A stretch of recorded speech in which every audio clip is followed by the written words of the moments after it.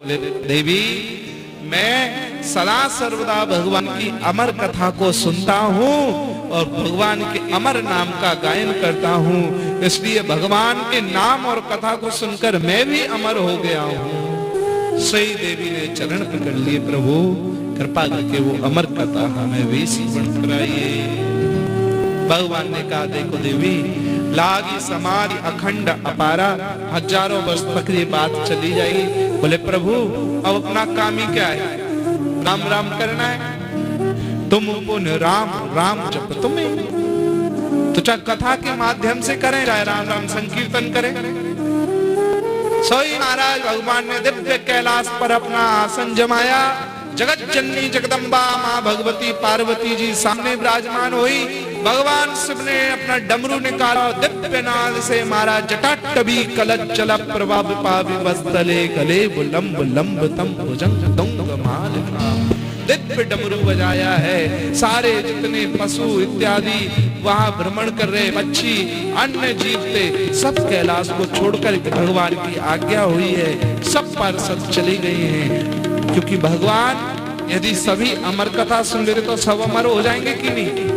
इसलिए भगवान ने कहा, जो पात्र है, जो अधिकारी है, उसी को ये कथा सुनाई जाएगी। तो महाराज जैसे ही डमरू का वादन किया, सब तो यत्र तत्र भ्रमण करने चले गए। परंतु एक सुखी ने, जो तोती थे, उसने एक बच्चे को, अंडे को अभी जन्म दिया था। माँ तो उड़ गई पर वो अंडा अभी फूटा नहीं था। कैसे जाए? दिव्य रूप से कथा प्रारंभ हो गई है। भगवान शिव ने दिव्य मंगलमयी कथा प्रारंभ की। ऐसे कथा प्रारंभ हुई तो ऐसी दिव्य अद्भुत मधुर कथा हुई है महाराज।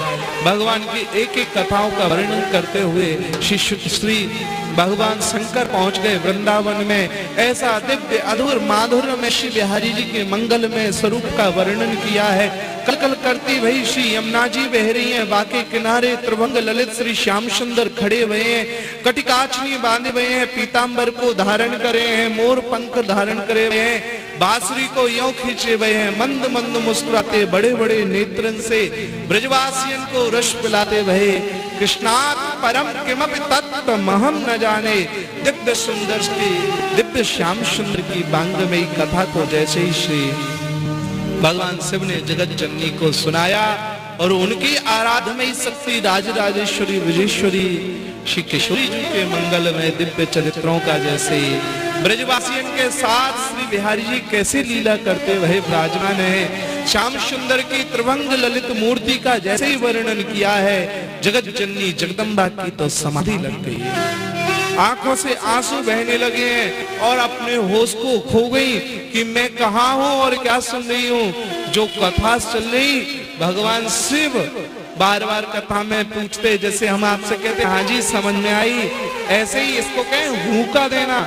जैसे ही समाधि में डूबी जगत जननी तो होश तो नहीं रहा, वह अंडा फूटा, उससे सुख प्रकट हुए हैं। देखा अमर कथा भगवान की दिव्य सुंदर चरित्र को श्रवण किया, श्याम सुंदर की ऐसी अद्भुत छटा का वर्णन सुना कि जिनके बड़े बड़े नेत्र सारे संसार को मोहित कर रहे हैं। पीतांबर बांधे हुए हैं, नीलांबर को धारण किए हैं, अधरन पर बांसुरी विराजमान है, घुंघराली अलकावली है, बड़े बड़े कपोल हैं और सुंदर सुंदर मोहनी मूरत से सारे संसार को मोह रहे हैं। ऐसे को वह सुख हुक्का देने लगा। हाँ जी, और भगवान हजारों वर्षों तक वह दिव्य अमृतमयी कथा सुनाते रहे।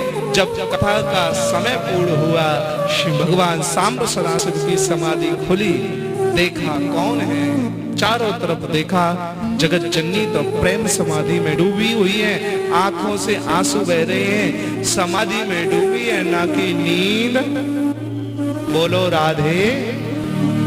ठीक है, आप लोग समझ गए कि नहीं? माँ को प्रेम समाधि लगी है ठाकुर जी के अद्भुत स्वरूप को देख करके। दर्शन किए, देखा कौन है भैया, सुख स्वरूप दिखे हैं। भगवान शिव ने नेत्र बंद करे, तोता की इतनी सामर्थ्य है कि कथा सुन सके।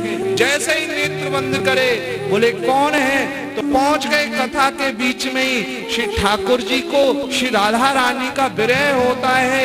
तो एक सुख है, सहचरी है जिसका नाम है सुख सहचरी, वो कृष्ण कृष्ण कृष्ण कृष्ण को राधा राधा राधा सुनाती है और राधा को कृष्ण कृष्ण सुनाती है। एक दिन श्री प्रिया जी के मन में आया, ये इतनी सुंदर कथा, ये इतना सुंदर नाम सबको सुनाती है, यदि ये संसार में चली जाए और हम दोनों की ऐसी अद्भुत कथा संसार को सुनाएगी तो जितना प्यार जितना स्नेह हमें प्राप्त होता है ऐसे ही पूरे संसार को भी प्राप्त हो जाएगा। किशोरी जी बड़ी दयालु हैं, किशोरी जी बड़ी कृपालु हैं, इसी श्री जी ने अपनी सहचरी को आज्ञा दी, जाओ सहचरी तुम दिव्य धाम से दिव्य शरीर से भूमंडल पे जाओ और वहां हमारी कथा का प्रचार करो। वही श्री राधा रानी की सुख सहचरी सुख रूप में वहां विराजमान हुई है। भगवान शिव ने प्रणाम किया, जैसे सहचरी को प्रणाम किया, कथा पूर्ण हुई सो उड़ करके चलने लगी हैं। श्री भगवान शिव पीछे पीछे आपके गए, त्रिशूल लेके नहीं, भगवान हाथ जोड़ के गए, देखने जा रहे हैं कि ये सुख सहचरी कहाँ जा रही है, किस पे कृपा करेगी, कहाँ किसका कल्याण होगा। महाराज वेद व्यास जी की पत्नी बीटिका संध्या वेला में प्रातः वेला में दोनों हवन कर रहे हैं। जैसे ही स्वाहा स्वाहा करते हैं मुख खुला और वो सुख सहचरी मुख मंडल से हृदय में प्रवेश कर गई। भगवान शिव ने बीटिका जी को देखा, वेद व्यास को देखा, साक्षात भगवान के स्वरूप हैं। 3 बार समीप आश्रम की परिक्रमा की, सरस्वती के किनारे आज भी वहां विराजमान है। सरस्वती नदी के किनारे पर वेद व्यास जी की गुफा जिसे कहते हैं। 3 बार परिक्रमा की, प्रणाम किया और भगवान अपने पुनः धाम को पधार गए हैं। 12 वर्ष तक, 16 वर्ष, 12 वर्ष तक श्री माँ के हृदय में श्री सुखदेव जी विराजमान रहे। एक दिन जब दिव्य रूप से प्रगट ही नहीं हो रहे तो वेद व्यास जी ने कहा, अरे पुत्र अब क्या अंदर ही बने रहोगे, बाहर आओ। सुखदेव जी कहे, नहीं नहीं मैं इस दुनिया में बाहर नहीं आऊंगा, पूरी माया मुझे पकड़ देगी। बोले नहीं बेटा, तुमने माँ के गर्भ में विराजमान होकर भागवत की कथा सुनी। सुखदेव जी ने कब सुनी? माँ के गर्भ में ही भागवत की कथा सुनी है। तुम्हें संसार की माया नहीं व्याप्त होगी। और महाराज 12 वर्ष की अवस्था में 12 साल बाद जैसे ही लाला प्रकट भयो, श्री प्रकट रहते ही बन की ताई चलने लगा। श्री शुक जी महाराज कहते हैं कि यम प्रवजंत मनुपेत मपेत कृत्यम द्वैपायनो विरह का तर आजुहवो पुत्रेति तन्मयतया तरवोभिने तम सर्वभूत हृदयम मुनिमानतोष। सुखदेव भगवान प्रकट हुए और चले गए सीधे सबको छोड़ करके वन की ओर चलने लगे हैं। पीछे पीछे वेद व्यास जी, बेटा जा, बेटा बेटा रुक जा, लाला रुक जा। सुखदेव भगवान कहे कि कौन किसका बेटा, कौन किसका बाप, कितने जन्म में हम तुम्हारे बाप बने और कितने जन्म में तुम हमारे बाप बने। सुखदेव जी जा रहे हैं तो सुखदेव जी की तरफ से वृक्षों ने ही कहा, पुत्रेति तन्मयतया तरवोभिनेदो तम सर्वभूत हृदयम मुनिमानतोस्मि। अरे वेद व्यास जी, ये कोई साधारण जीव नहीं है, ये कोई तुम्हारे पुत्र नहीं है, ये तो हम सबके ही भगवान हैं। सबने श्री सुखदेव जी को दिव्य प्रणाम किया। वही श्री सुखदेव भगवान दिव्य रूप से विराजमान होकर श्रीमद् भागवत की कथा श्रवण करा रहे हैं। बोलो श्री सुखदेव भगवान की। ठीक है, आपको कटु सुखदेव जी के विषय में देवी बहुत लंबा और बहुत विस्तार से कथा है और हमने कोशिश करी सूक्ष्म रूप में आपको श्री सुखदेव जी के विषय में। राजा ऋषियों ने पूछा, प्रभु आपने बड़ी सुंदर बात हमें सुनाई है, आपने सुखदेव जी के दिव्य अभी विराजमान हुई है, अभी श्री सुखदेव भगवान के दिव्य चरित्र को आप सबने श्रवण कराया, पर प्रभु हमने आज तक परिचित तो बताओ कैसे कौन सी कथा है। जैसे ये प्रश्न किया है, अभी बैठ जाइए, थोड़ी देर में हम बता देंगे। तो राजा परीक्षित श्री सूत जी महाराज से प्रश्न किया है, प्रभु हमें थोड़ा सा परीक्षित का भी चरित्र सुनाइए। श्री सूत जी महाराज की आंखों में नेत्र में आंसू भरे आए हैं और श्री परीक्षित जी की दिव्य कथा को श्रवण कराने लगे हैं कि यदा मृधे कौरव संजयानां वीरे सतो वीर गतिम गतेषु प्रकोदरा विधा प्रकोदरा विद्य गदा विमर्श भग्नोरुदंडे धृतराष्ट्रपुत्रे। आहा, कहने लगे राजा, हे ऋषियों, तुमने बड़ा सुंदर प्रश्न किया है। ऐसा प्रश्न है जो आनंद से हृदय को भर देता है। आप इस कथा को यदि श्रवण करेंगे तो बहुत सारी भगवान की मंगलमयी दिव्य कथाएं प्रकट होंगी।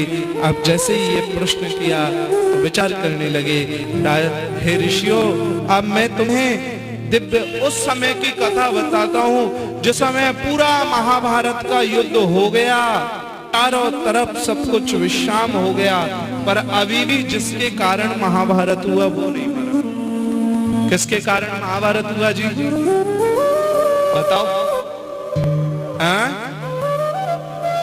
द्रौपदी के कारण। तो द्रौपदी तो ठीक है, पर हट किसने ठानी भाई?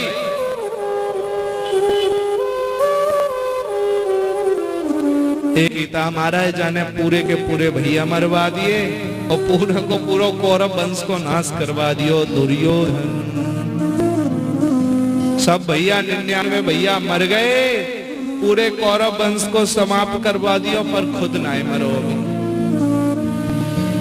भगवान कितने दयालु थे।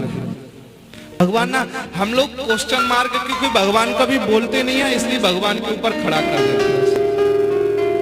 आज देखो पूरा महाभारत विश्राम हो गया, भगवान के हृदय में दया आई और भगवान आज पांचों पांडवों को लेकर के वहां पहुंचे जहां दुर्योधन मरने के डर से कुंड के नीचे छुप गया था। जब महाभारत पूरा हो गया, दुर्योधन अकेला बचा, सोचा अब तो मैं मारा जाऊंगा, इसलिए कुंड के नीचे जाकर छुप गया। पहले ऐसी विद्याएं होती थी, पानी में छुप जाते थे, आकाश में छुप जाते थे। आजकल भी कितने रॉकेट चल रहे हैं कि पानी में छोड़ दो, मिसाइल ऊपर छोड़ दो, नीचे छोड़ दो।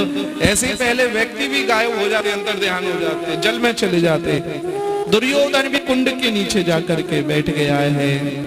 भगवान ने कही कि चलो, दुर्योधन ने जो किया सो किया, छोड़ो। एक बार दुर्योधन